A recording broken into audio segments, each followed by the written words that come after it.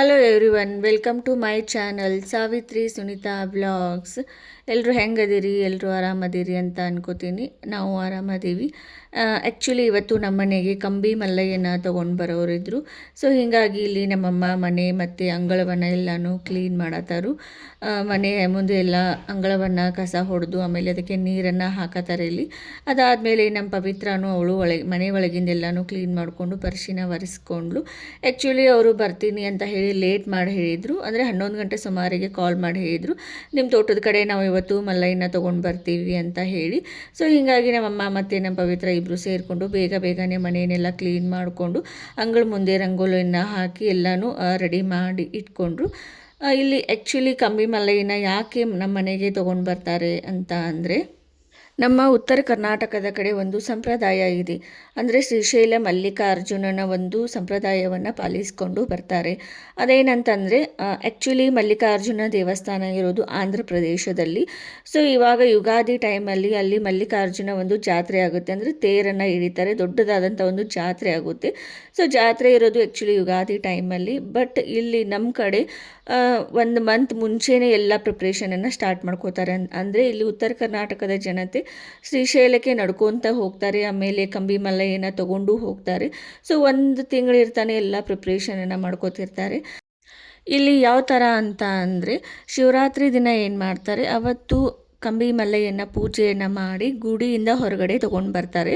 ಅದಾದಮೇಲೆ ನಮ್ಮ ಊರಲ್ಲಿ ಎಷ್ಟು ಮನೆಗಳಿದ್ದಾವೆ ಪ್ರತಿಯೊಂದು ಮನೆಗೂ ಸುತ್ತಾಡಿ ಅವ್ರ ಮನೆಗೆ ಹೋಗಿ ಅಲ್ಲಿ ಪೂಜೆಯನ್ನು ಮಾಡಿ ಆಮೇಲೆ ಅವ್ರ ಮನೆಯಲ್ಲಿ ಮಂಗಳಾರತಿಯನ್ನು ಮಾಡಿ ಆಮೇಲೆ ದಕ್ಷಿಣೆಯನ್ನು ತೊಗೊಂಡು ಬರ್ತಾರೆ. ಅಂದರೆ ಪ್ರತಿಯೊಂದು ಮನೆಗೂ ಹೋಗ್ತಾರೆ. ಅಂದರೆ 15 ದಿನ ಪ್ರತಿಯೊಂದು ಮನೆಗೂ ಹೋಗಿ ಬರ್ತಾರೆ. ಸೊ ಹೀಗಾಗಿ ಇವತ್ತು ನಮ್ಮ ಒಂದು ತೋಟದ ಕಡೆ ಬರೋರಿದ್ದರು. ಅವರು ಕಾಲ್ ಮಾಡಿ ಹೇಳಿದರು, ಇವತ್ತು ನಿಮ್ಮ ತೋಟದ ಕಡೆ ನಾವು ಬರ್ತೀವಿ ಅಂತ ಹೇಳಿ. ಸೊ ಹೀಗಾಗಿ ನಾವು ಎಲ್ಲ ಪ್ರಿಪ್ರೇಷನನ್ನು ಮಾಡ್ಕೊಳ್ಳೋದಕ್ಕೆ ಸ್ಟಾರ್ಟ್ ಮಾಡಿದ್ವಿ.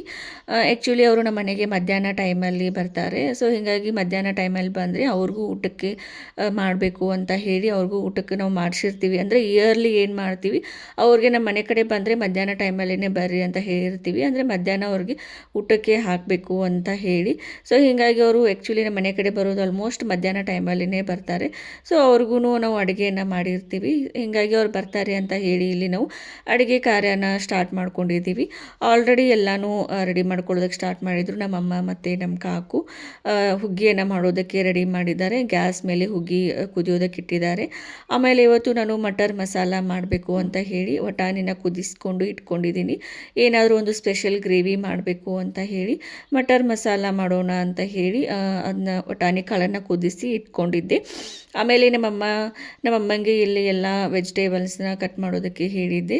ಈರುಳ್ಳಿ ಆಮೇಲೆ ಟೊಮೆಟೊ ಬೇಕಲ್ಲ ಮಟರ್ ಮಸಾಲ ಮಾಡೋದಕ್ಕೆ. ಹೀಗಾಗಿ ಅವ್ರಿಗೆ ವೆಜಿಟೇಬಲ್ಸನ್ನು ಕಟ್ ಮಾಡಿ ಕೊಡ್ರಿ ಅಂತ ಹೇಳಿದ್ದೆ.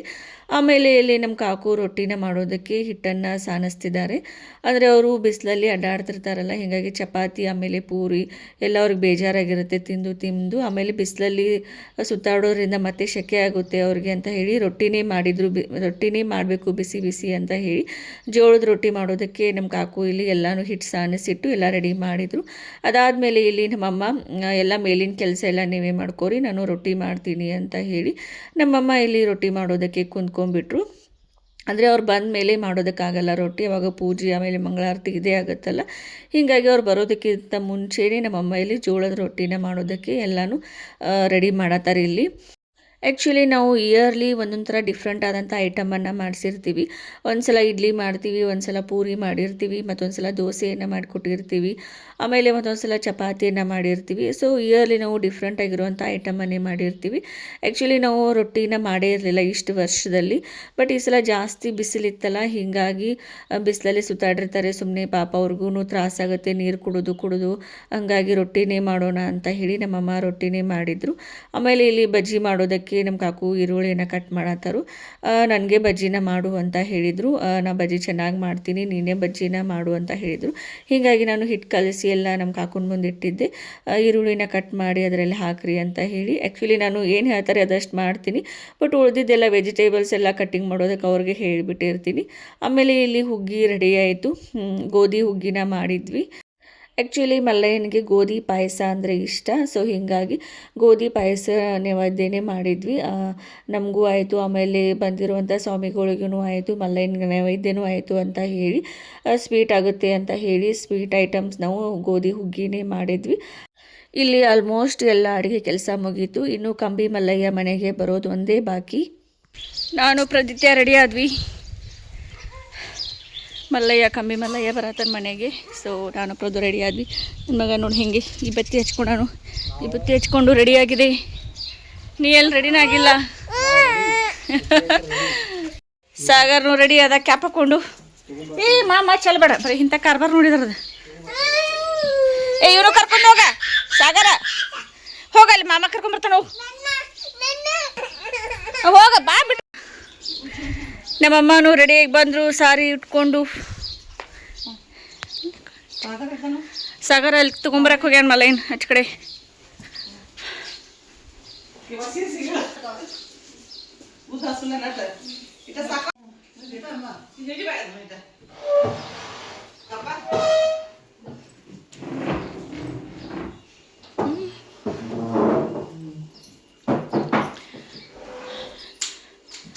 ನೀನು ಸೀರೆ ಉಟ್ಕೋಲ್ಲ ಪಾಟ್ನ. ಕಳೆದು ಹುಡುಗ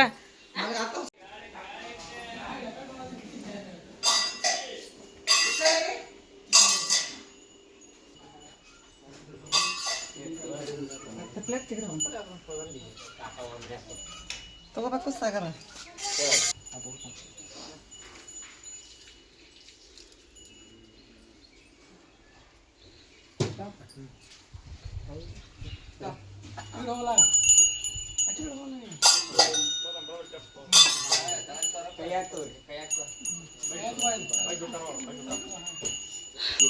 ಇಲ್ಲೇ ತೆಗಿಬೇಕತ್ತೆ ಬಿಟ್ಟು ಬಂದೀವಿ. ಕಲ್ಲಿ ಬೇಳೆ ಬೆಲ್ಲ ಭಾಳ ಹೇಳಿ ಮಗ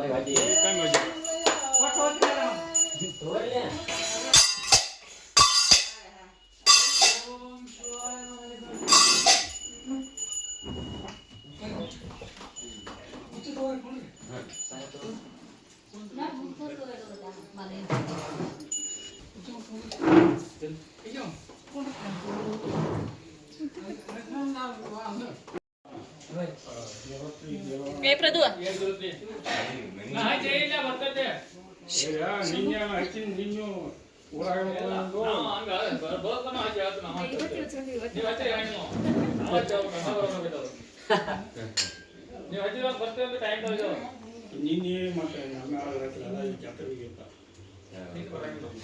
ನೀನು ಎಲ್ಲ ಕಡೆ ಅದಾಗೈತೆ ಜಾತ್ರೆ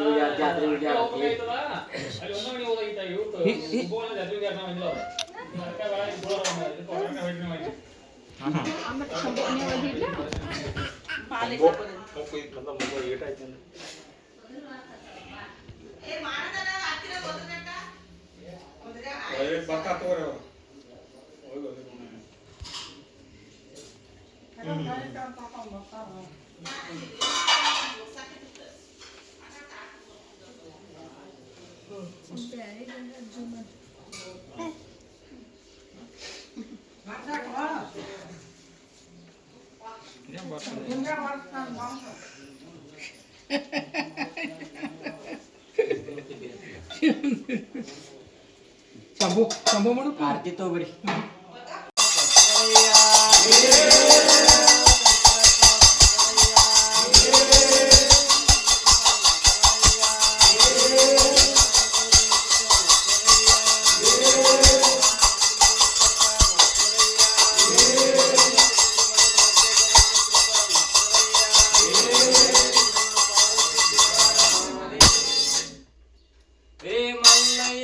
ಮಲ್ಲಯ್ಯ ತಿರುಗಿರ ಮಲ್ಲಯ್ಯನ ನೋಡುನ ಬನ್ನಿ.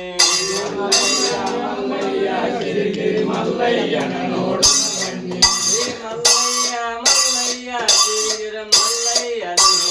ಬನ್ನಿ.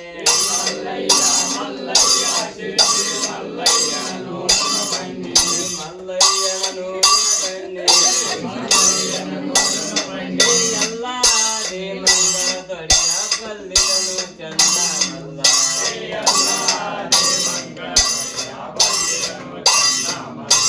ಅನ್ನ ತಾನಿ ಗೋಳ ಮಲ್ಲ.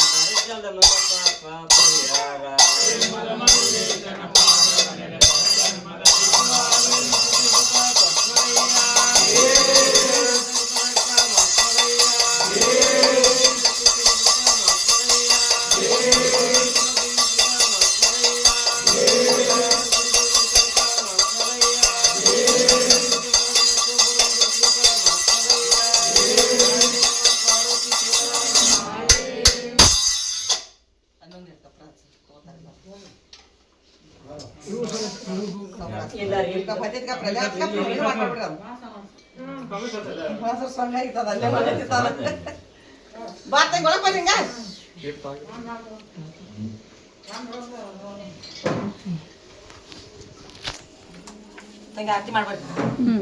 ಇಲೆಕ್ಟ್ರಿಕ್ ಸರ್ಚಿನ ಆಗೋದು ಕರ್ಕ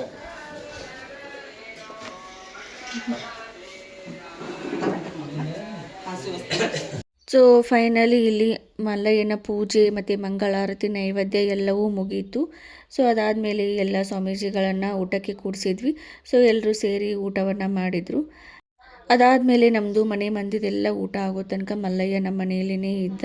ಸೊ ಮನೆಗೆ ಕಂಬಿ ಮಲ್ಲಯ್ಯ ಬಂದಾಗ ಆಗುವಂಥ ಸಂಭ್ರಮ ಸಂತಸ ಅದೊಂಥರ ಬೇರೆಯೇ ಅಂತ ಅನಿಸುತ್ತೆ. ಸಾಕ್ಷಾತ್ ಮಲ್ಲಿಕಾರ್ಜುನನೇ ನಮ್ಮ ಮನೆಗೆ ಬಂದ ಅಂತ ಫೀಲ್ ಆಗ್ತಾ ಇರುತ್ತೆ. ಸೊ ಇದಾಗಿತ್ತು ನನ್ನ ಒಂದು vlog. Thank you so much for watching my YouTube channel. ಇದೇ ಥರ ನನ್ನ ಚಾನಲ್ಗೆ ಸಪೋರ್ಟ್ ಮಾಡಿ. Thank you.